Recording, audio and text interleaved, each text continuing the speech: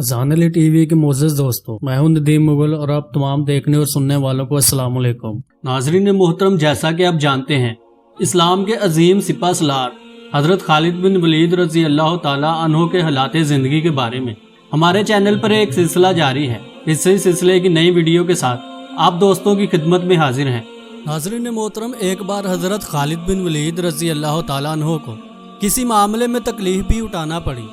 आप रज़ी अल्लाह ताला अन्हो ने इसकी दलील भी यही दी कि आज ये तकलीफ मुझे इसीलिए हुई है कि रसूलुल्लाह सल्लल्लाहु ताला अलैहि वसल्लम के बाल मुबारक मेरे सर पर नहीं है। ये बात बिल्कुल वाज़ेह है कि जो जंगी हिकमत अमली और मनसूबा बंदी सैयदना खालिद बिन वलीद रज़ी अल्लाह ताला अन्हो करते थे, इसमें पुख्तगी इस यकीन और एतमाद की वजह से ही थी कि जो रूहानी तौर पर इनको दिया गया था। इस नुक्ते को समझना बहुत अहम है कि मादी दुनिया से मुतल्लक हिकमत अमली बनाने में जब रूहानी अवामल शामिल हो जाते हैं तो वो गैर मामूली कुफ्ते जन्म लेती हैं कि जो इंसान की अकल को दंग कर देती है।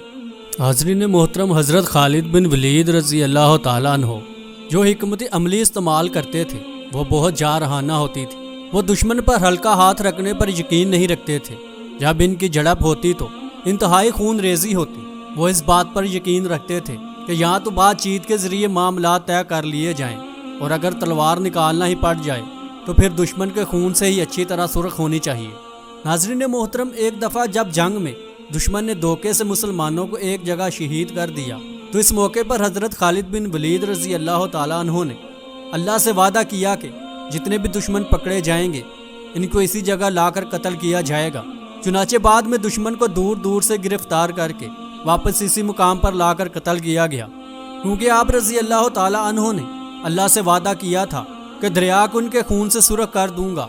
इस जंग में सैयदना खालिद बिन वलीद की क़ियादत में मुसलमानों ने 70,000 दुश्मन को जहन्नम वासिल किया। नाज़रीन मोहतरम, जंगे सलासल भी बहुत मशहूर मुहिम है जिसमें ईरानियों ने अपने आप को जंजीरों से बांध लिया था ताकि मुसलमान फौज को चारों तरफ से घेर लिया जाए और इन्हें भागने का मौका ना दिया जाए। लेकिन बड़ी बड़ी सल्तनतों को फौजों में सबसे बड़ी खामी यह थी कि इनकी नकलो हरकत भी सुस्त होती। इसके बरअक्स मुसलमान फौज तेजी से हरकत करती थी। इसकी सिर्फ एक मिसाल ही देना काफ़ी है कि एक मरतबा एक मुसलमान कमांडर ने सैयदना खालिद बिन वलीद रज़ी अल्लाह ताला अन्हो को खत लिखा कि मैं दुश्मन के साथ बरसरे पैकार हूँ, मुझे आपकी मदद चाहिए। आप रज़ी अल्लाह ताला अन्हो ने इसी कासद को खत देकर भेजा कि जाओ इससे कहोगे मैं तुम्हारी मदद के लिए पहुँच रहा हूँ। वो कासिद वापस पहुँचा और ख़त खोल कर पढ़ा। जब सर उठाया तो उफक पर खालिद बिन वलीद रज़ी अल्लाह ताला अन्हो की फ़ौज नज़र आ रही थी, यानी कासिद के घोड़े की गर्द भी ना बैठी थी कि आप रज़ी अल्लाह ताला अन्हो मदद के लिए पहुंच चुके थे। अगर आप खालिद बिन वलीद रज़ी अल्लाह ताला अन्हो के दस्ते या फ़ौज के सिपाही हैं तो आराम आपके लिए नहीं है। आप किसी गांव या शहर पर हमला करने के लिए जाते और दुश्मन अपनी फ़ौजें इस तरफ लेकर जाता तो आप रज़ी अल्लाह ताला अन्हो रुख तब्दील करके इस शहर पर हमला कर देते जो खाली होता। फिर दुश्मन की फ़ौज के लिए ये मुमकिन ही ना रहता कि इतनी तेज़ी से हरकत कर सके। दोस्तों, जैसा कि आजकल भी फ़ौज की तेज़ नकलो हरकत जंग में बहुत फैसला कुन किरदार अदा करती है।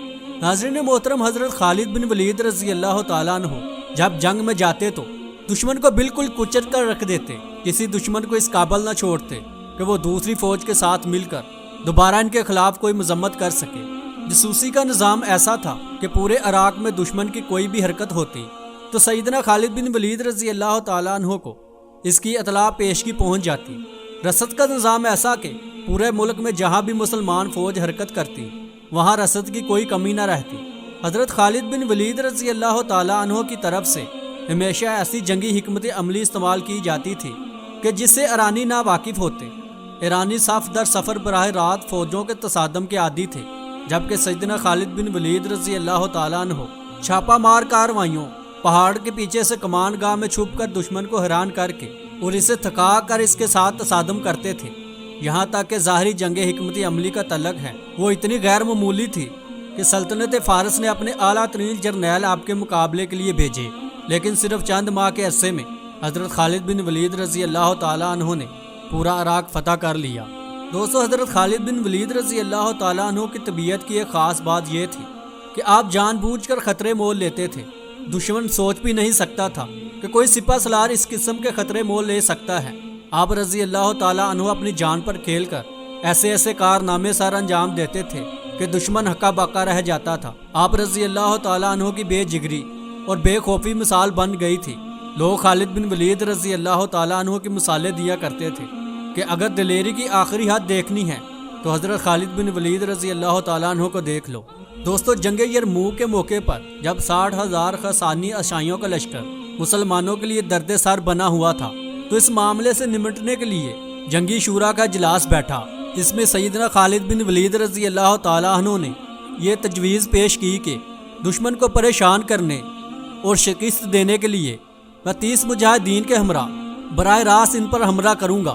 ناظرین محترم، بظاہر یہ جنون لگے گا کہ 60,000 کے لشکر کے لیے آپ 30 مجاہدوں کے ساتھ حملہ کرنے کا منصوبہ بنا رہے ہیں، لیکن جنگی شورا میں موجود دیگر سالاروں کا جواب اس سے بھی زیادہ حیران کن تھا۔ اس تجویز کے جواب میں پوری جنگی شورا نے متفقہ طور پر یہ فیصلہ کیا کہ خالد بن ولید رضی اللہ تعالیٰ عنہ کا فیصلہ دانشمندانہ نہیں ہے، لہٰذا 30 کی بجائے 60 مجاہدین بھیجے جانے چاہیے۔